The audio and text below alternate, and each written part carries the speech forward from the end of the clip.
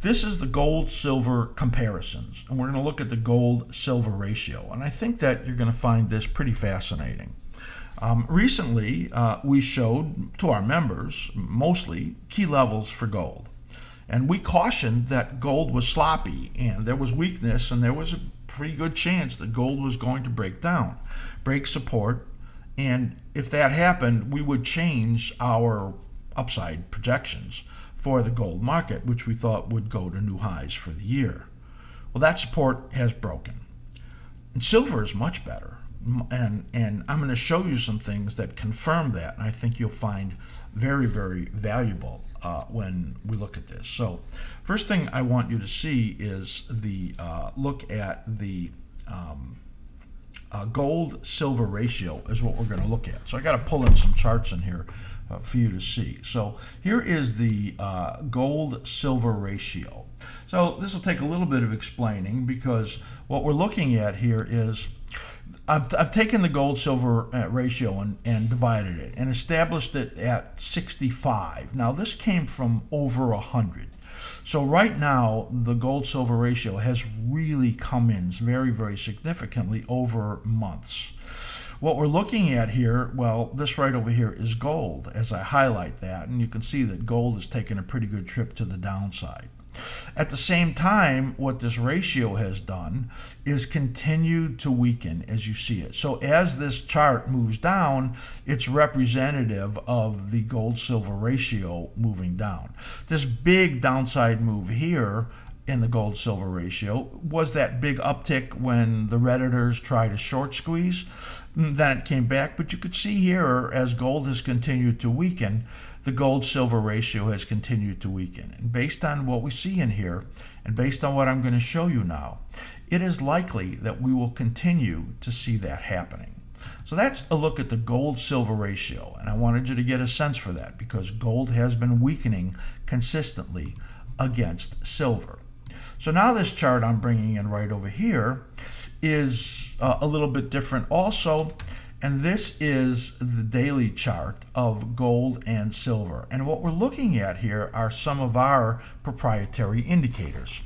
So what we have is on the chart are a few things. We have our slim ribbon, which is right over here and shows momentum conditions.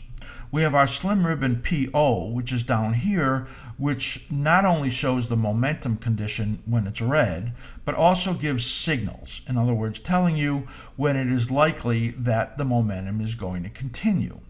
You can see that right there. So gold market, which we're looking at the 6-month daily in here, has turned weak as far as momentum goes. Also, this dashed line in here is our reversal scout, which is also a directional indicator. So when the reversal scout is moving up and the momentum is green, it is likely you're going to get upside movement. When the reversal scout rolls over, and that is one of the earliest signals you'll get, then that essentially tells you that momentum is likely changing, and as you could see, it turned negative in here and has remained negative. Comparatively, look at silver over here as we look at the silver chart, and that is the reversal scout here turned upward.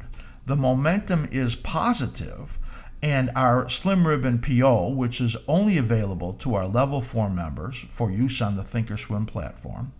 If you want to get this, please join Thinkorswim, open an account, do that through our website. We get credit for that, and you'll be able to have our proprietary indicators. In this case, the slim ribbon PO, which is just a phenomenal indicator. And when you put this all together, what am I looking at? Negative momentum right over here on short term. We're looking at a daily chart. Positive momentum all signaled over here, and what that tells you is that you can expect that gold and silver, the relationship between them, which shows gold much weaker than silver, or silver much stronger than gold, is very likely to continue.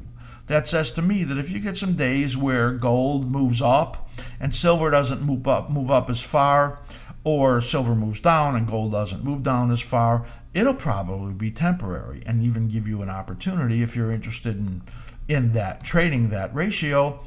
If not, this gives you a very, very good sense for that gold-silver ratio and why it's being driven the way it is, and the very significant condition changes that we see going on here, where silver is much stronger than gold. So now what I bring you in here is our weekly analysis in gold. And the key levels that were broken right over here says to us that it is likely that the high for gold has been seen for the year. That's not something I wanted to say, but back here on December 17th, we said if gold gets over 1970, that it likely gets to 2100.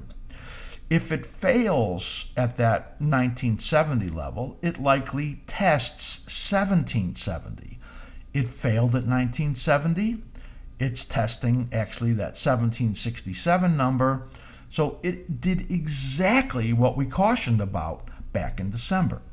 Here we said on 12/17, the cycle shape indicated a rising phase, but it needs a momentum upturn.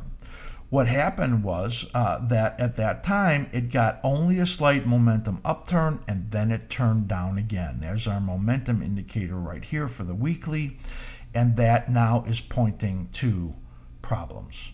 We believe that we're going to get a rally in here, and that cyclically this cycle is bottoming, and this cycle will turn upward. That should get it up into this declining resistance zone. We'll call it up between 1845 and 1885, right in there. That, in our opinion, would be a sell area. And if that happened, I think the percentage of advance for the silver market would be much bigger.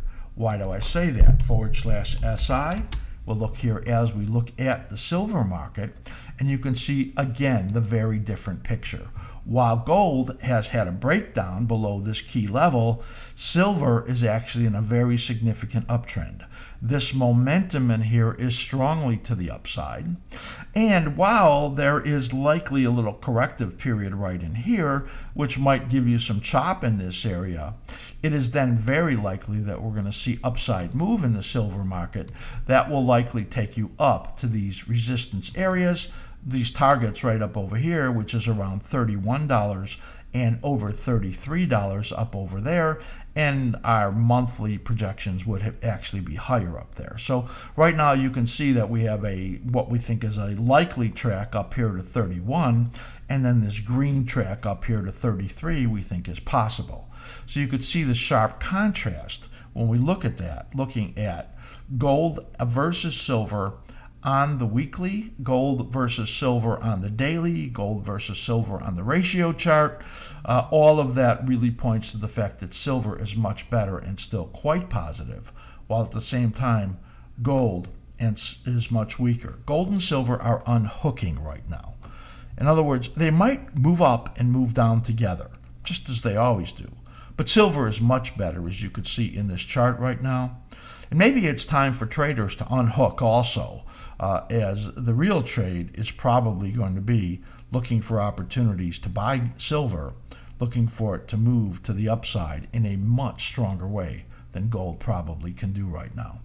There you go, as we looked at that gold-silver ratio that I think is very, very significant.